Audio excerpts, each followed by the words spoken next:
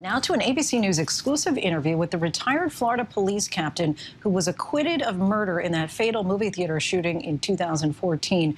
Curtis Reeves argued that he acted in self-defense and told our Victor Akendo if he had any regrets. The man behind the fatal shooting inside a Florida movie theater speaking exclusively with ABC News. If you could go back to that day in 2014, do you wish you'd done anything differently? Went to another show. In 2014, retired police captain Curtis Reeves shot and killed 43-year-old Chad Olson after the two got into a fight during the previews of a matinee, and Olson threw popcorn in his face. Reeves, now 79, was acquitted of all charges late last month. How did the interaction with Chad Olson begin?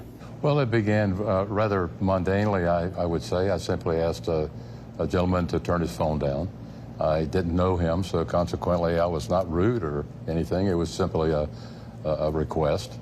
And from that, it just kind of escalated. According to authorities, Olson brought his phone to check on his then 2-year-old daughter. Surveillance from inside the theater shows Reeves leave to complain to the manager, but when he returned to his seat, the situation turned deadly. I had sat back to enjoy the movie, and at that point, I was looking at the previews, and then suddenly, out of the corner of my eye, he's on his feet, and I got hit in the face. You got hit in the face? Correct. There was something that flashed in front of my face, and at the same time, my vision kind of went blurry. And is that the point where you pulled your gun? Well, for 48 years, I've carried a firearm, either on duty as law enforcement or as retired, with all the proper credentials.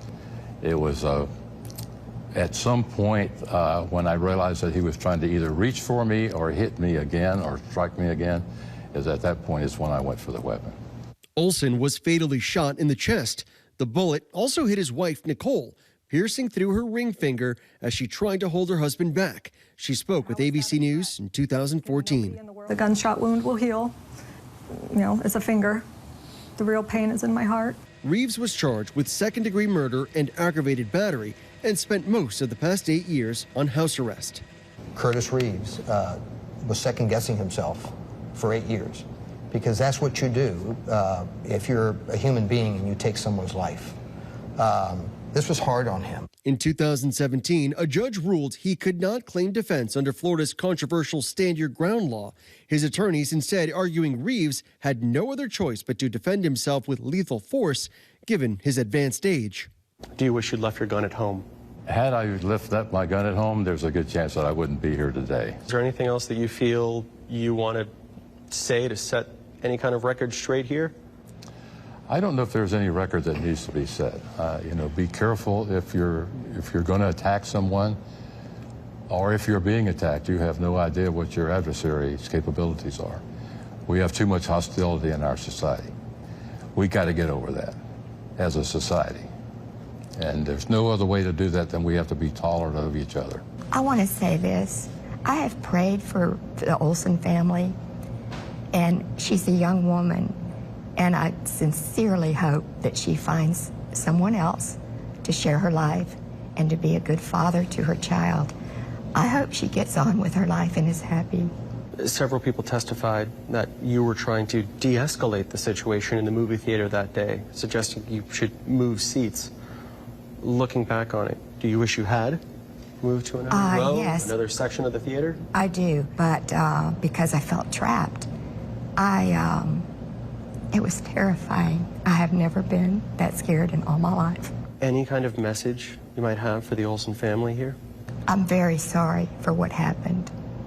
And if it could have been prevented, I certainly wish it could have. Overnight, Olson's wife telling ABC News, "For 8 long years, I had to wait and try and fight for justice. Even though the jury got it wrong, I will not just accept this result lying down. Chad may be gone, but he will never be forgotten, and I will use my voice to try and make sure no one has to experience what myself and my family had to go through." Our thanks to Victor for that.